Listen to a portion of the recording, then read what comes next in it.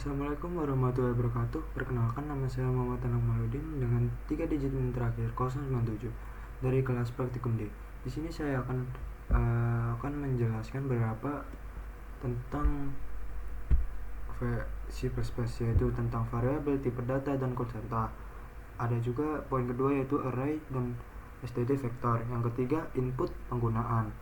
Yang keempat ada latihan konversi suhu, daftar nama, dan input interaktif. Untuk yang ke level 2, yang pertama ada fungsi, parameter, dan return. Yang kedua scope variabel atau bisa disebut lokal dan global. Selanjutnya komentar single line dan multi line. Selanjutnya using namescape, std, dan alternatifnya. Dan yang terakhir adalah latihan kalkulator sederhana dan pengolahan data. Dan langsung saja ke videonya. Oke, yang pertama di sini ada daftar isi yang akan saya jelaskan seperti tadi. Yang pertama ada variabel, yang kedua tipe data, yang ketiga konstanta, 4 array, kelima input atau output pengguna, yang keenam fungsi, dan yang ketujuh scope variabel lokal dan global. Yang terakhir adalah contoh aplikasi. Jadi yang pertama variabel. Variabel adalah tempat penyimpanan data dalam memori yang memiliki nama dan dapat diubah nilainya selama program berjalan. Variabel mempunyai karakteristik, yaitu harus memiliki nama yang unik, memiliki tipe data tertentu, dapat menyimpan nilai yang sesuai dengan tipe datanya, nilai dapat diubah selama program berjalan. Dan saya juga mempunyai contoh perkodingan dengan variabel, yaitu untuk variabel integer, dan variabel double yaitu double height untuk koma bilangan desimal, dan variabel karakter yaitu yang bisa kayak karakter grade sama dengan A, dan juga variabel boolean seperti true atau false. Jadi penjelasannya itu ini menyimpan bilangan bulat. Untuk bilangan bulat, double untuk menyimpan di bilangan desimal karena menyimpan satu karakter seperti huruf, dan bool menyimpan nilai true atau false. Nah, tipe data menentukan jenis data yang dapat disimpan dalam variabel dan operasi yang dapat dilakukan padanya. Nah, tipe data dasar dalam C++ adalah tipe data ada int, double, float, char, bool, dan string. Dan saya mungkin jelaskan satu-satu. Ini tuh ada berapa ukuran, yaitu 4 bit dengan rentang nilai banyak sekali hingga segini. Contohnya ini double ukurannya 8 bit, rentang nilainya juga banyak sekali. Dan contohnya seperti tadi bilangan desimal. Terus float mempunyai ukuran 4 bit dengan rentang nilai sebanyak segini, dan ini contohnya. Dan char memiliki ukuran 1 bit dengan rentang nilai minus 128 hingga 127 dengan char contoh seperti ini. Bool itu memiliki ukuran 1 bit dengan rentang nilai hanya 2, yaitu true atau false. Contohnya seperti ini. Nah, tipe data string ukuran variabel, rentang nilai teks. Contohnya seperti ini. Nah, contoh kodenya seperti ini. Nah, di sini variabel dengan berbagai tipe data seperti int, double, char, dan bool. Dan seperti ini string name. Oke, untuk selanjutnya adalah konstanta. Nah, konstanta ini adalah variabel yang nilainya tidak dapat diubah setelah dideklarasikan. Konstanta digunakan untuk nilai yang tetap dan tidak berubah. Cara membuat konstanta menggunakan kata kunci, tanda petik, const, dan tanda petik lagi sebelum tipe data. Contohnya seperti ini. Const double dengan memasukkan variabel variabel, dia harus const dulu, terus variabelnya pi dengan variabel ini pi const seperti ini, string dengan ini. Nah, ada juga keuntungan menggunakan konstanta. Yang pertama, mencegah perubahan nilai secara tidak sengaja. Yang kedua, membuat kode lebih mudah dibaca dan dipahami. Yang ketiga, memudahkan maintenance atau dalam kurung jika perlu mengubah nilai. cukup di satu tempat. Nah, ini juga contoh kodenya. Konstantanya, penggunaan konstanta. Nah, nanti bakal seperti ini. Oke, selanjutnya saya akan menjelaskan dengan array. Nah, array adalah struktur data yang menyimpan sekumpulan data dengan tipe yang sama dalam memori yang berurutan. Nah, array juga memiliki karakteristik, yaitu yang pertama, elemen memiliki indeks mulai dari 0. Jadi semuanya itu mulai dari 0, bukan dari 1. Habis 0, 1, 2, 3 dan seterusnya. Yang kedua adalah ukuran array dapat ditentukan saat deklarasi atau array statis. Yang ketiga, menggunakan vektor untuk array dinamis atau ukuran dapat diubah. Nah, contoh array saya menjelaskan array statis. Di sini ada array statis, yaitu ya seperti ini. Nomor 5 di sini ada datanya 5, 1, 2, 3, 4, 5 atau seperti ini. Nah, menambah elemen hanya pada saat instalasi atau mengubah nilai. Ini mengakses elemen, in value, outnya. Nah, menambahkan array seperti ini. Dan vektor array dinamis. Jadi vektor dinamis seperti ini. Menambah elemennya names titik plus back alias contoh array mengakses elemennya seperti ini, menampilkan vektornya seperti ini. Dan ini metode pertama menggunakan indeks, dan ini metode kedua menggunakan range based log. Nah, contoh kode lengkapnya seperti ini. Ini untuk array statis, in main, in number, array statisnya. Ini untuk outnya, out hasilnya, dan ini untuk kodenya untuk vektor dinamis, array dinamis.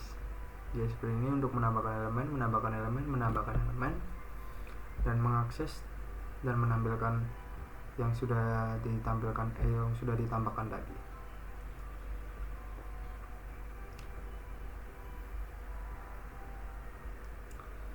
Nah, saya akan menjelaskan selanjutnya adalah input atau output pengguna.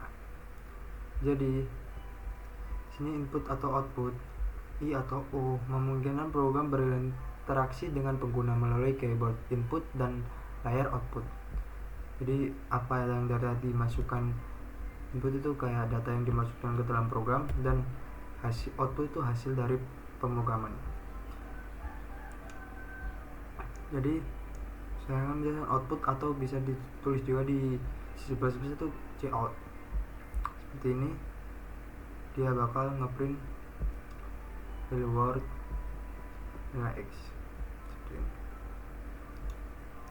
Nah, input cin dan get, atau bisa dibaca cin dan getan dalam penulisan C++. Jadi untuk cin itu adalah untuk input sederhana. Jadi untuk digunakan untuk input tipe dasar seperti in, double, char, dan lain-lain. Dan memiliki karakter berhenti membaca pada spasi atau newline.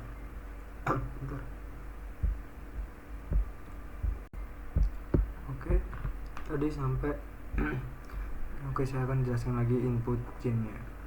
Jadi cin itu adalah input untuk input yang sederhana, yang contohnya digunakan untuk input tipe data dasar seperti in, double, char, dan lain-lain sebagainya. Yang kedua, berhenti membaca pada spasi atau barisan baru, new line. Contohnya seperti ini. Dan getLine untuk input string, seperti digunakan untuk input string yang mengandung spasi. Dan yang kedua, membaca seluruh baris hingga new line atau barisan baru. Contohnya seperti ini.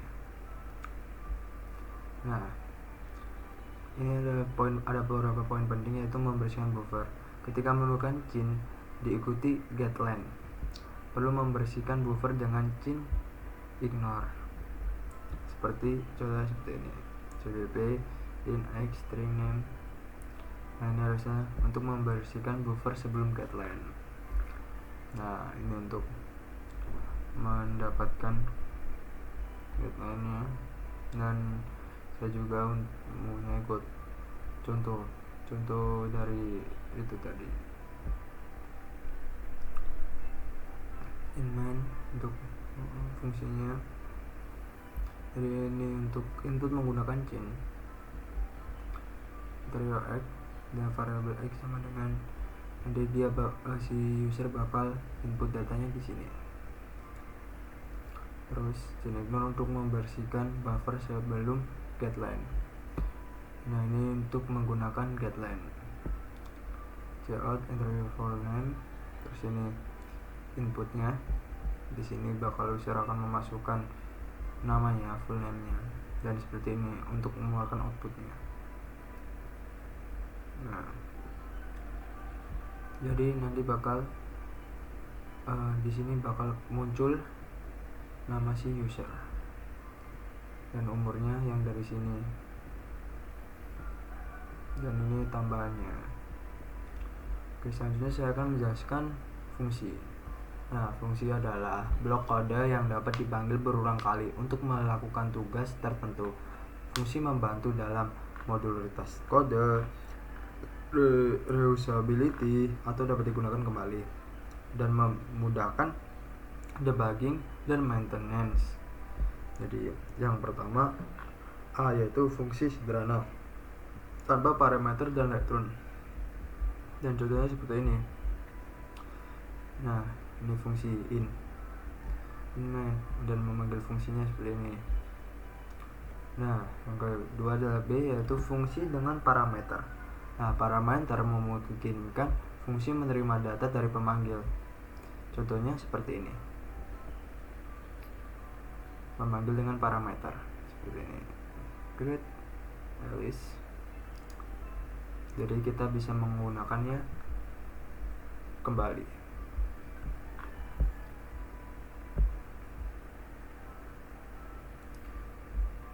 Dan yang ketiga yaitu C, fungsi dengan return value. Nah, fungsi dapat mengembalikan nilai menggunakan kata kunci return. Nah, seperti ini codingannya, in add number, in bla bla bla bla, dia akan mengembalikannya dari return A plus B. Jadi ini langsung outputnya, dia in add number 5 dan 7, dia akan kembali di sini. Jadi misal user akan contoh 5 dan 7 ditambahkan, terus bakal keluar hasil penjumlahannya dari result itu. Terus ada D, yaitu fungsi dengan parameter dan return, pergabungan dari dua fungsi, yaitu parameter dan return. Kombinasi parameter dan return value untuk fungsi yang lebih kompleks. Dan seperti ini contoh perkodingannya, fungsi dengan parameter dan return. Di sini untuk parameter dan returnnya, perkembalian lagi. Di sini untuk add number untuk sum, ini multiple perkalian, dan bakal langsung ada sudah ini x sama dengan 5, y sama dengan 5 bakal masuk lagi. Terus outputnya menjadi hasil perjumlahan dari sum x plus y, dan output dari hasil perkalian produk, yaitu perkalian nanti 5 kali 7, dan itu. Dan ada beberapa jenis-jenis fungsi. Yang pertama, jenis fungsi sederhana, parameternya tidak ada, return juga tidak ada, contoh void get. Yang kedua adalah jenis fungsi dengan parameter, parameternya ada, returnnya tidak ada, contohnya void get dalam kurung string name. Yang ketiga adalah fungsi dengan return, parameternya tidak ada, contohnya returnnya ada, contoh in get x buka kurung tutup kurung. Jenis yang terakhir yaitu fungsi lengkap, parameter ada, return ada. Jadi ini ya pergabungannya. Jadi contohnya seperti ini, in add buka kurung in a, in b tutup kurung. Nah, itu yang bisa saya jelaskan tentang fungsi. Dan selanjutnya adalah yang ke-7, poin 7, yaitu scope variabel atau bisa variabel lokal dan global. Nah, scope menentukan di mana variabel dapat diakses dalam pemrograman. Jadi yang pertama variabel lokal dideklarasikan di dalam fungsi atau blok kode, hanya dapat diakses di dalam fungsi atau blok tersebut. Yang ketiga, hancur setelah fungsi selesai dieksekusi. Nah, dan variabel global itu dideklarasikan di luar semua fungsi, dapat diakses dari mana saja dalam program, tetap ada selama program berjalan. Contoh kodenya seperti ini. Ini ada variabel global, ini ada variabel lokal. Jadi variabel global itu bisa dipakai di semua fungsi. Dan sedangkan variabel lokal hanya bisa dipakai di sini saja. Setelah ini hanya bisa dipakai di sini, tidak bisa dipakai di fungsi ini. Walaupun bakal namanya sama pun bakalan tidak bisa, karena ya itu adalah variabel lokal, bukan global. Kalau global bisa dipakai di semua fungsi ini. Seperti ini bisa memakainya. Sedangkan lokal tidak bisa, hanya masuk di sini saja. Contohnya seperti ini. Ini variabel lokal, variabel global. Ini void untuk fungsi yang pertama ini, variabel lokal dalam fungsi show value hanya bisa dipakai di fungsi ini saja. Local value hanya dapat diakses di sini, tidak bisa di sini. Terus ini untuk fungsi yang kedua, variabel lokal dalam main bisa, tapi local value tidak dapat diakses di sini dikarenakan ya emang lokal saja gitu, tidak lingkupnya. Jadi ada perbedaan variabel lokal dan global. Jadi untuk yang pertama yaitu aspek deklarasi variabel lokal di dalam fungsi atau blok, variabel global di luar semua fungsi. Terus untuk kedua ada aspek akses. Untuk variabel lokal hanya dalam fungsi atau blok. Untuk variabel global di mana saja dalam program. Untuk aspek lifetime, untuk variabel lokal selama fungsi berjalan, dan untuk variabel global selama program berjalan. Untuk aspek penamaan, untuk variabel lokal bisa sama dengan variabel lain di fungsi berbeda. Untuk variabel global harus unik dalam program. Dan untuk aspek yang terakhir adalah rekomendasi. Untuk variabel lokal digunakan untuk data sementara, dan untuk variabel global hanya untuk data yang benar-benar perlu diakses. Dan ada catatan penting, hindari penggunaan variabel global berlebihan. Dan yang kedua, variabel lokal lebih aman dan lebih mudah didebak. Yang terakhir adalah gunakan variabel global hanya jika benar-benar diperlukan. Dan ada juga untuk selanjutnya saya akan menjelaskan contoh aplikasi. Yang pertama dulu adalah konversi suhu. Jadi program untuk mengonversi suhu antara Celsius dan Fahrenheit. Nah, ini ada penjelasannya. Rumus Celsius ke Fahrenheit sama dengan V sama dengan buka kurung C kali 9/5 tambah 32. Dan rumus Fahrenheit ke Celsius, C sama dengan buka kurung F min 3 2 tutup kurung kali 5/9. Ini adalah contoh perkodingannya. Nah, ini fungsi konversi Celsius ke Fahrenheit. C sama kali 5 kali 9 tambah 32. Untuk jadi nanti si user bakal input berapa Celsius, nanti bakal dikali 9/5 terus ditambah 3/2. Nanti hasilnya sudah ke konversi dari Celsius ke Fahrenheit.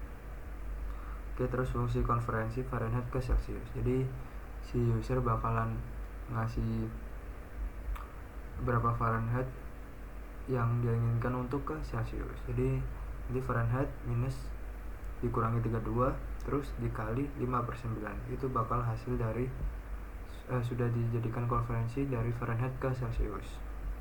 Dan ini fungsinya. Dia bakal output pilihan, masukkan suhu, silakan masukkan ininya, suhu dalam Celsiusnya yang sudah diinginkan, terus bakal masuk ke fungsi ini,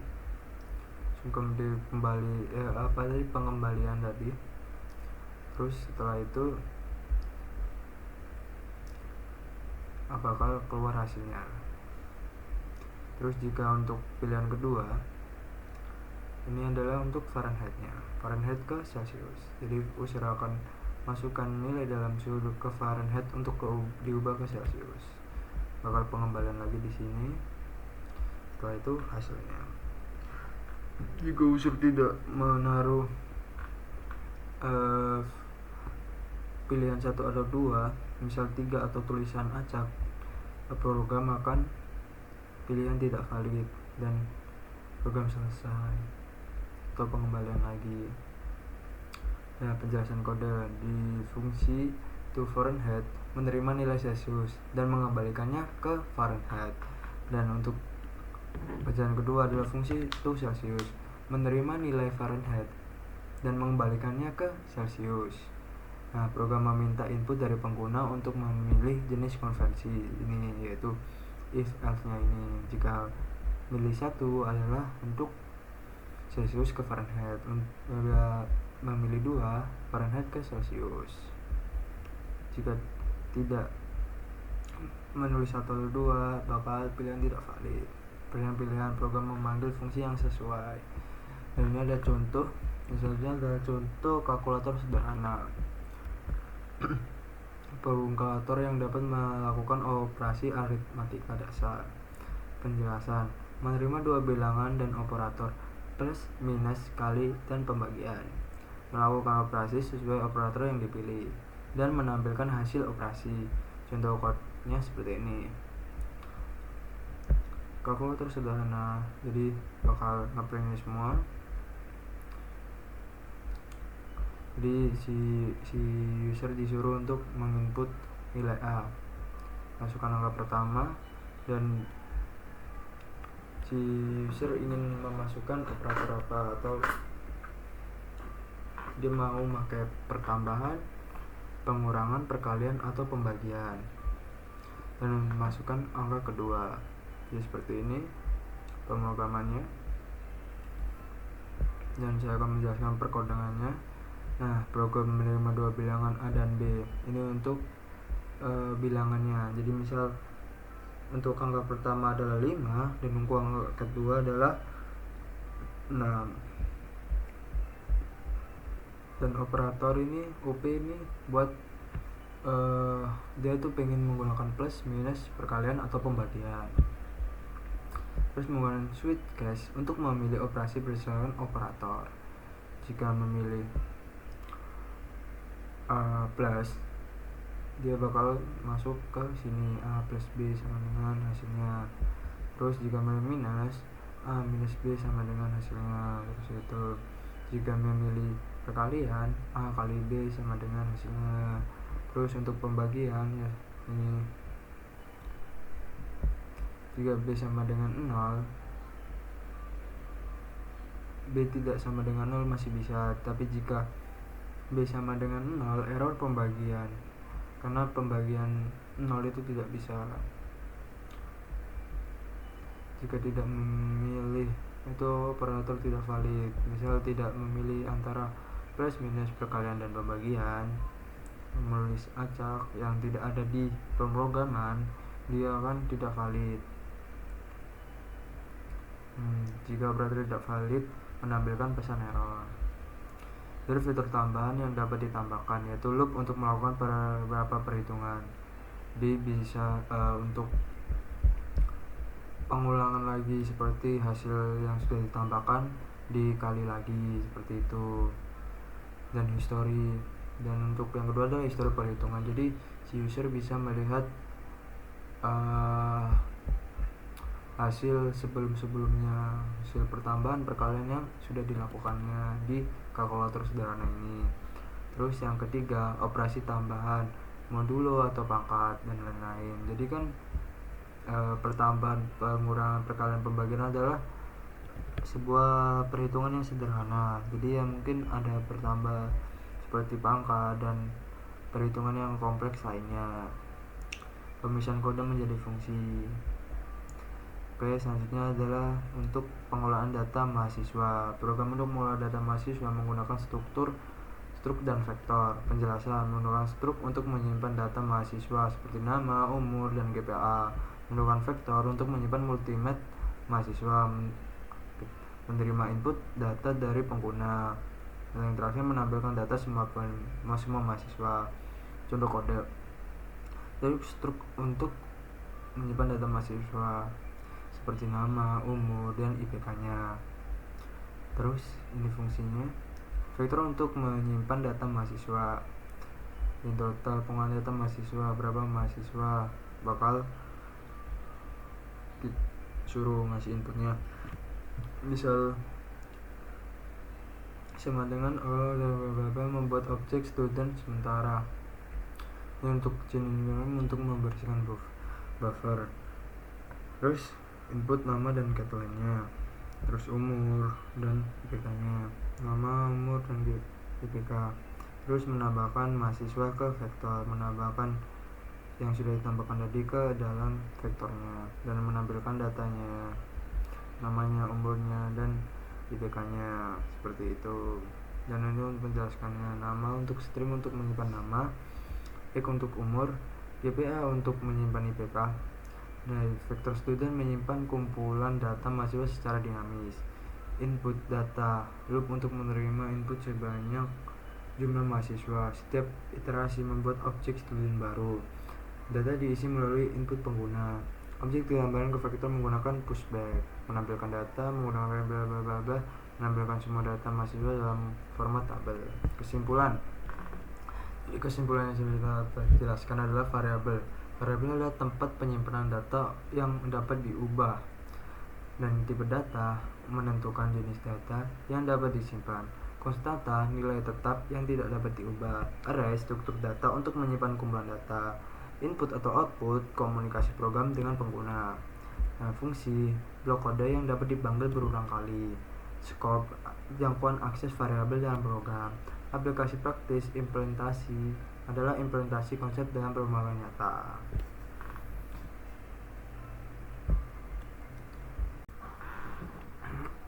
Oke, selanjutnya saya akan menjelaskan beberapa program yang sudah saya jelaskan tadi. Yang pertama adalah untuk variabel tipe data dan konstanta. Ini untuk variabelnya untuk umur, ini main car dan bola. Kita jalankan saja. Loading. Ini akan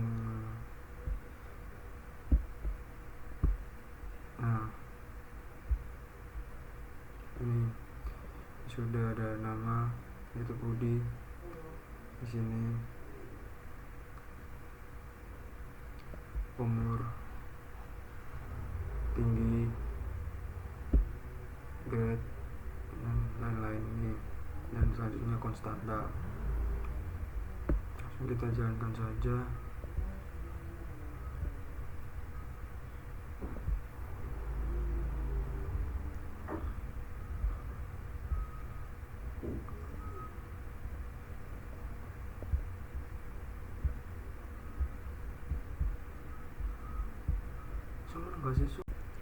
Dan selanjutnya ada konstanta di sini. Ini untuk konstantanya, dan ini penggunaan konstantanya. Langsung kita run aja. Nah, ini area lingkaran dengan radius 5 adalah 78.5397. Nilai konstantanya segini, sama seperti ini. Untuk penggunaan konstanta. Terus untuk array, nah ini array statis dan ini array dinamis, dan ini untuk mengakses dan menampilkannya. kita jalankan. Nah, ini ada array statisnya, dan ini untuk array dinamisnya. Terus selanjutnya ada input dan output, dan ini untuk input chain, dan ini untuk membersihkan buffer sebelum getline, dan selanjutnya ini adalah untuk input menggunakan getline-nya, dan ini outputnya. Langsung kita saja jalankan saja. Enter UI, kita tulis 19.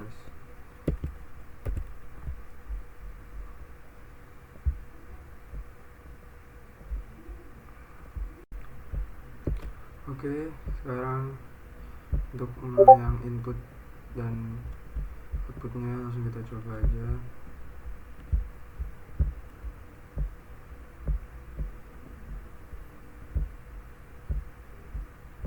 Oke.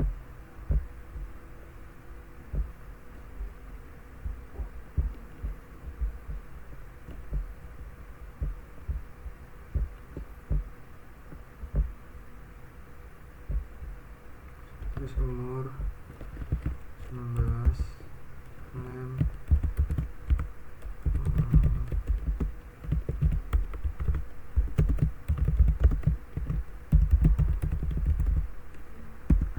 nah ini sesuai hello Muhammad Akumuddin dengan umur seperti ini, name dan gitu.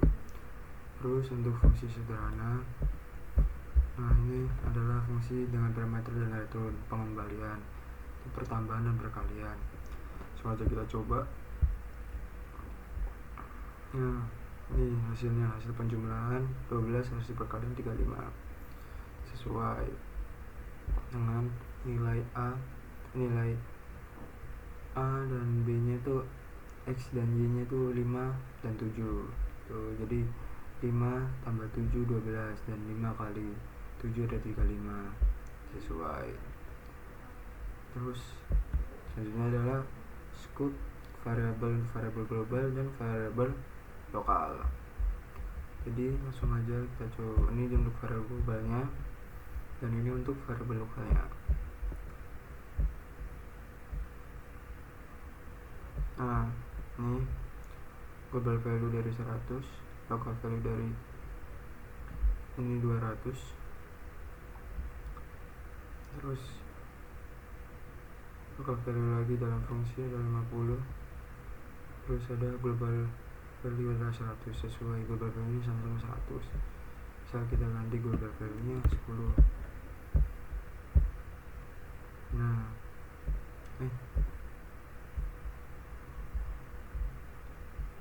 ya pokoknya itu udah.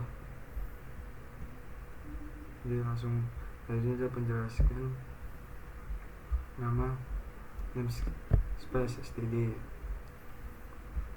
Jadi namespace adalah untuk mengelompokkan nama seperti fungsi, variabel, dan kelas agar tidak berbentuk dengan nama lain dalam C++. Banyak fitur standar disimpan di dalam namespace bernama std. Contoh fitur dalam std cout, std string, vector, nl. Tanpa namespace, nama-nama tersebut bisa berbenturan dengan nama buatan pengguna. Terus yang kedua, pengguna mensing namespace std. Cara paling umum seperti ini. Nih contohnya portnya seperti ini, dan kelebihannya menulis kode lebih singkat, dan ada juga kekurangannya, yaitu kurang aman untuk proyek besar karena berpotensi terjadi konflik nama.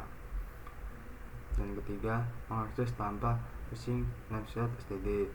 Cara eksplisit atau yang lebih aman yaitu seperti ini. Nah, kelebihannya tidak ada konflik nama, umumnya digunakan pada proyek besar atau library. Kekurangannya penulisannya yang sangat panjang. Jadi yang bedanya itu nah ini std namespace nya di sini awal, dan di sini, dan selanjutnya tidak ada std lagi penulisannya, jadi lebih singkat. Tapi ya kekurangannya itu tadi, yaitu bisa berbenturan dengan konflik nama lain gitu. Nah, kalau yang satunya ini ya emang lebih panjang tapi lebih aman untuk proyek besar, tidak biar mengurangi error gitu. Yang keempat adalah alias snapshot. Nah, ini kelebihannya lebih singkat dari STD namun tetap aman. Nah, kapan sebaiknya menggunakan mana? Nah, metode kurang singkat cocok untuk program kecil atau pembelajaran. Nah, kelebihannya kan singkat, dan ini ya seperti yang saya sudah jelaskan tadi. Jadi kesimpulannya, Numpad STD adalah wadah untuk semua fitur standar C++. Anda bebas memilih pendekatan sesuai kebutuhan. Namun untuk kode profesional biasanya lebih disarankan menggunakan STD secara eksplisit atau alias nama Numpad seperti Numpad.io zaman STD untuk menjaga keamanan penamaan sambil tetap ringkas begitu. Terus selanjutnya saya akan menjelaskan codingan latihan konversi suhu. Jadi ini sudah tadi yang saya jelaskan yang awal-awal, ada fungsi untuk konversi Celsius ke Fahrenheit dan Fahrenheit ke Celsius. Jadi nanti si user bakal memasukkan apa yang dia pilih. Contoh kita jalankan aja. Nah, di sini saya ingin memilih untuk pilihan 2 yaitu Fahrenheit ke Celsius, dan saya akan masukkan suhu dalam Fahrenheit misal 30. Nah, nanti bakal masuk ke ini ke sini yaitu 30 kurangi 32 kali 5/9.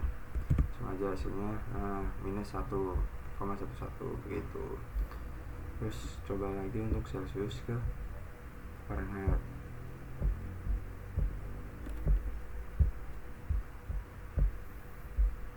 Aku pilih yang satu. Nah, Celsius saya tulis minus 11 atau enggak ya, coba yang gampang dulu yaitu 1. Nah, itu akan ke 33 karena kan rumus Celsius ke Fahrenheit yaitu ini 1 kali 9/5 terus ditambah 32 begitu. Dan jika kita coba lagi, nah jika si user tidak memilih pilihan 1 atau 2 misalnya 3, program akan pilihan tidak valid. Nah, benar. Itu aja yang bisa saya jelaskan tentang latihan konversi suhu. Yang selanjutnya latihan kalkulator. Nah, jadi di sini sudah jelaskan tadi sebelumnya. Kita coba aja. Oke, masukkan angka pertama untuk mengisi nilai A. Misal nilai A nya 5, dan kita masukkan operator apa, ingin pertambahan, pengurangan, perkalian, atau pembagian. Nah, saya ingin mencoba perkalian. Masukkan angka 2 yaitu 10. Nah, sini 55 kali 10 seperti itu. Kita coba satu-satu. Terus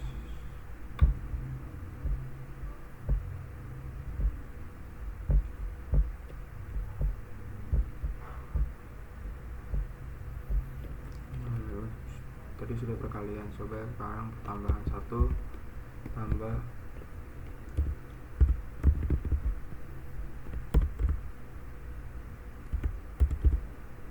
bentar, kita mencoba pertambahan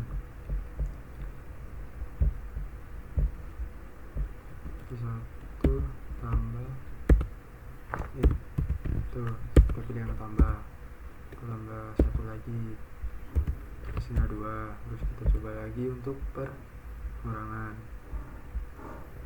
Jadi 5 sebentar, kita pilih yang kurang, terus kita kurangin 2, hasilnya 3 sesuai.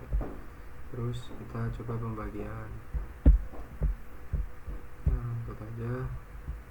Pertama kita pilih 10, angkanya bagi, terus kita pilih 2, hasilnya kurang 5, dan ini sesuai. Coba kita pada juga tadi kan saya juga salah memasukkan nilai kan, seperti mana tadi,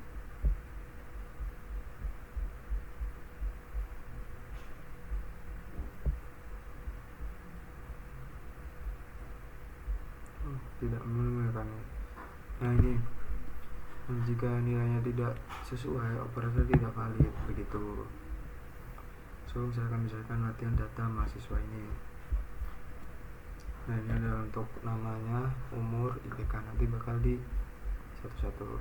Coba kita langsung coba aja. Berapa mahasiswa ada? 20 misal. Mahasiswa ke 1 sekian. Umur 19, IPK 3. Nah, berikut itu terus kita coba. Terlalu banyak 20 ya, kita coba ulang lagi.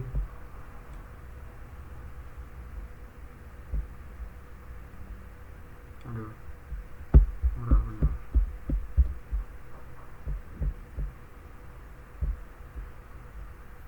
Kita coba ada 3 mahasiswa aja. Artinya Budi, umur 19, ya 3, seluruh ya umur 19, nanti ke 4. Nah, langsung ke 3. Siapa ya? Eko, sama umur 18, IPK 2. Nah, itu sudah data mahasiswanya. Budi 19, ketiga, dan lain-lain. Nah, itu jadi misal ditulis 20 bakal 20, tadi terlalu banyak, jadi ya itu saja yang bisa saya jelaskan tentang tadi programnya ya. Jadi sekian, terima kasih sudah melihat sampai akhir. Wassalamualaikum warahmatullahi wabarakatuh.